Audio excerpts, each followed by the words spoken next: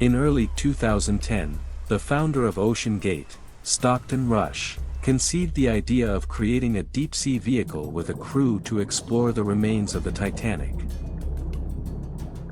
To implement this idea, he brought in his engineers and specialists from the Applied Physics Laboratory. The main objective of the development was to use innovative technologies that had not been used before. The company's management decided to make the body of the vehicle cylindrical in shape, using titanium and carbon fiber, materials capable of withstanding pressure up to 400 atmospheres. The bathyscaphe was named Titan and became the only one of its kind, which functioned using a unique patented system. In 1986, Stockton Rush, who grew up in a respectable and wealthy family, married Wendy Vail, who was a teacher by profession. Wendy was the great-great-granddaughter of Isidore and Ida Strauss, millionaires and entrepreneurs who traveled first class on the infamous Titanic. The couple died on the night of April 15, 1912, during the sinking of the ship.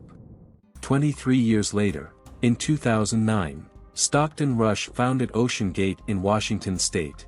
The company's mission was to use commercial tourism to finance the development of new deep-sea vehicles. In 2017, in collaboration with the University of Washington, OceanGate created the one-of-a-kind bathyscaphe Titan. The project cost $5 million. The central part of the bathyscaphe's robust hull consisted of a cylindrical tube made of carbon fiber with walls 127 mm thick, which corresponds to 800 layers of carbon fiber. 2 titanium hemispheres were attached to the ends of this tube, equipped with titanium flanges. A porthole was placed in the front hemisphere, and a conical fairing was attached to the rear. The bathyscaphe was 6.7 meters long and weighed 9.5 tons. Since the apparatus was not autonomously seaworthy, it needed a carrier vessel. Underwater, the bathyscaphe developed a speed of up to 3 knots, could dive to a depth of 4,000 meters, while the wreckage of the Titanic is at a depth of 3,750 meters. The company's management claimed that the Titan was the only controlled underwater vehicle equipped with an integrated real-time integrity monitoring system. The patented technology used acoustic sensors and gauges to analyze hull compression and monitor its rigidity. This feature was designed to detect potential problems early and allow the crew to abort the dive, quickly returning the vehicle to the surface. Soon, the OceanGate company developed a special excursion program for tourists wishing to visit the Titanic wreck site. The expedition was scheduled for 8 days. The Titan bathyscaphe crew was to board a support ship in the Canadian city of St. John's, from where they would begin their journey south, lasting about a day and a half until they reached the place where the remains of the legendary liner rest. The support ship remained at this point for 5 days, during which the team attempted several dives to the wreckage of the Titanic. Usually, 2 dives were attempted during the expedition, although many of them were often cancelled or interrupted due to adverse weather conditions or technical problems. The last 2 days of the journey were allocated for the return trip to the port of departure. The Titan submersible typically had a crew of 4 or 5 people. It included a pilot, a technician, and several passengers. Passenger seats were either purchased for money or provided free of charge for invited guests, such as journalists or popular YouTubers. During the first expedition, a tourist seat on the Titan cost $105,129, which was equivalent to the price of a first-class ticket on the legendary Titanic in 1912. Adjusted for inflation, by 2023, the price for a tour of the Titanic wreck had risen to $250,000. Another expedition to the Titanic wreckage was planned for June 2023. This time, the Titan bathyscaphe crew consisted of 5 people, the founder of the OceanGate company and the creator of the apparatus itself, Stockton Rush, an experienced pilot and explorer Paul-Henri Nargeolet, and 3 passengers. Among them were British billionaire and traveler Hamish Harding, Pakistani billionaire Shahzada Dawood and his 19-year-old son, a student named Suleiman Dawood. Hamish Harding was a man accustomed to conquering peaks and setting world records.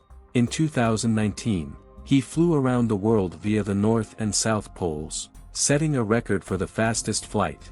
In 2021, he reached the deepest point on the planet, the Mariana Trench, and in 2022, he went into space as a tourist on a launch vehicle. Harding has always been a risk-taker, challenging himself.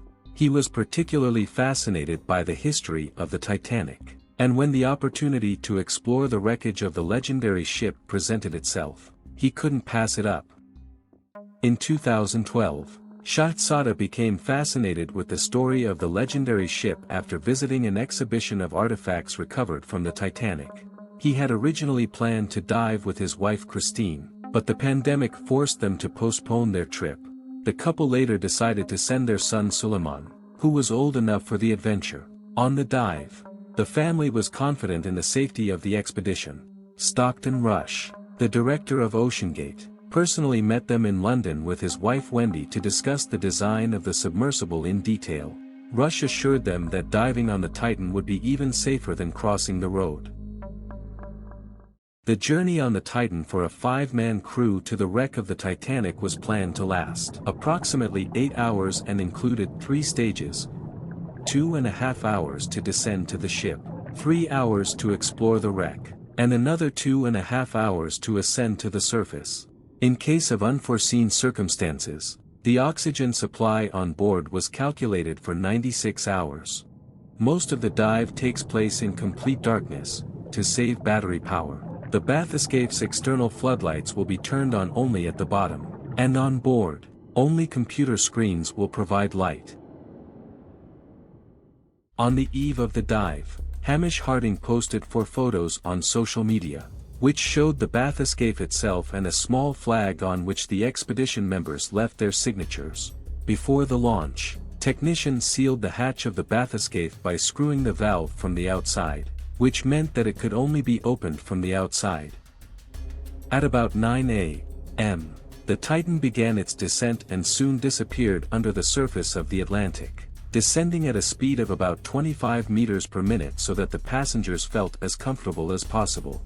After 1 hour and 45 minutes from the start of the descent, contact with the Titan was lost. The device disappeared from radar. During previous expeditions, contact with the Titan had already been interrupted for several hours, which was considered the norm. It was also known that in the event of a prolonged loss of communication, more than an hour, the bathyscape should drop ballast and begin to surface. In addition, if the system detected any changes in the integrity of the hull, the Titan automatically stopped diving and began an emergency ascent. When the alarm was raised, dozens of specialists, rescuers, and people who had participated in previous expeditions to the Titan began actively discussing the possible causes of what had happened. The following day, the U.S. Coast Guard began a large-scale search operation in the area where contact with the sub was lost. Canadian Air Force aircraft also joined the search efforts. The Coast Guard noted that the process was complicated by the remoteness of the scene, but promised to use all available resources. In addition to the difficult location, the rescue operation was also affected by difficult weather conditions, the lack of light at night, the state of the sea and the low water temperature created additional difficulties. Although many underwater vehicles are equipped with special acoustic beacons that emit signals for detection, at that time it was not known whether the Titan had such a beacon. The search was conducted in 2 directions, from the air, where 10 aircraft were involved, and underwater, using sonar devices. With each passing hour, more specialists joined the operation: oceanographers, engineers, bathyscape designers and experienced pilots, as well as scientists and sailors. They offered various hypotheses about what could have happened to the underwater vehicle. One version was that the Titan could have gotten stuck among the wreckage of the Titanic. Another suggested that one of the bathyscape's systems had failed.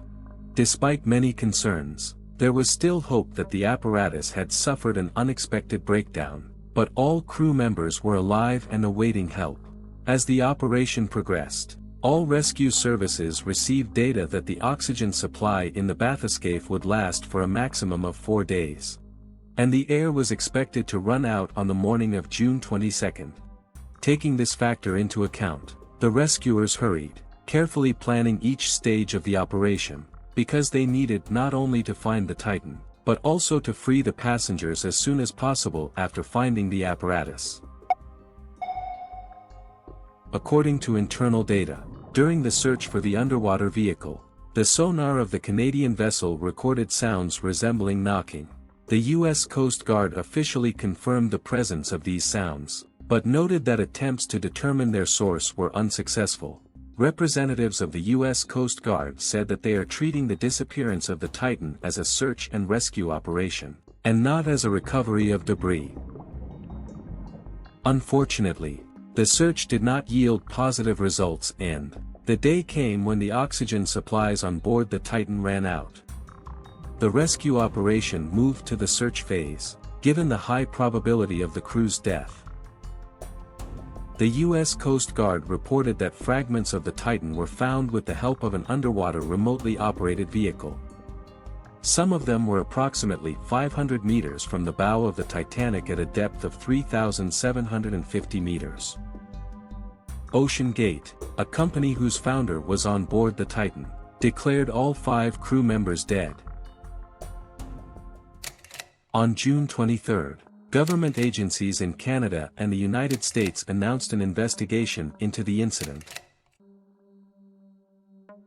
5 days later, metal debris from the submersible was unloaded from the vessel Horizon Arctic in the Canadian port of St. John's. Coast Guard officials noted that the submersible's landing frame and back cover were found among the recovered fragments. The debris found allowed us to make a preliminary conclusion that the most likely cause of the Titan's destruction was implosion, the instantaneous collapse of the hull due to enormous external pressure. The incident resulted in the instantaneous death of all crew members, without even leaving time to understand what was happening.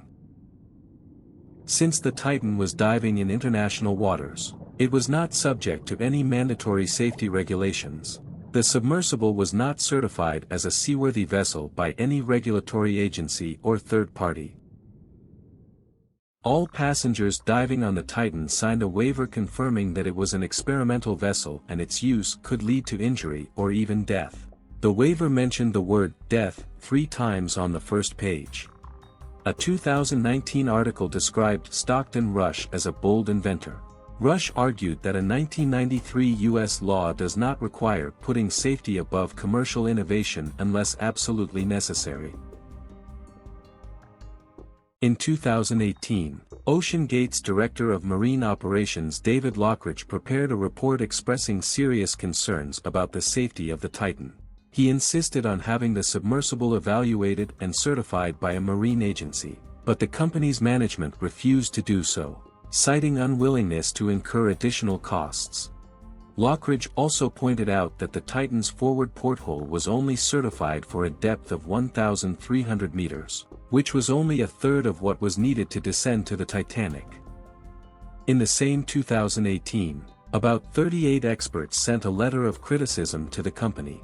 The letter emphasized that the company and its experimental approach to creating underwater vehicles do not meet safety standards. Many experts pointed out the unreliability of the control and operation of the submersible. The Titan was controlled using a wireless Logitech game controller. And ascent and descent were carried out with the press of a single button. At the same time, there was no radar or GPS system on board. According to many experts, it all started with a sudden influx of water into the apparatus, which instantly filled with water and rushed downwards. The pressure grew so rapidly that the robust hull of the apparatus simply burst. The carbon hull of the Titan cracked like an eggshell. At a depth of 2,000 meters, where the pressure is so high, a stream of water can cut everything into 2 parts. The only means of salvation provided by the design of the apparatus was an emergency release of ballast. However, many experts were critical of the design of the bathyscaphe. Firstly, Its hull was made of fragile carbon fiber. And secondly, the Titan had a cylindrical shape, which withstands pressure worse than a spherical shape.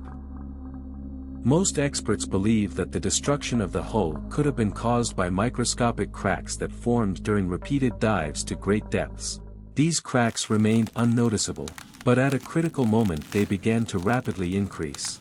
Some scientists believe that carbon fiber is not suitable for deep-sea vehicles at all, especially tourist bathyscapes, and the elongated design of the Titan caused uneven distribution of loads on the hull at great depths.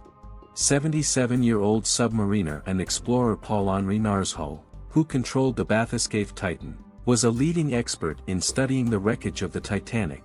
He led dozens of expeditions, supervised the recovery of thousands of artifacts, and knew everything there was to know about the safety of deep-sea vehicles. However, for some reason, he did not foresee the possible consequences of working with an experimental submarine. At the moment, the OceanGate Company has suspended all excursions and commercial operations. Friends, I look forward to your comments. Subscribe to the channel and like it. There will be a lot of interesting things ahead.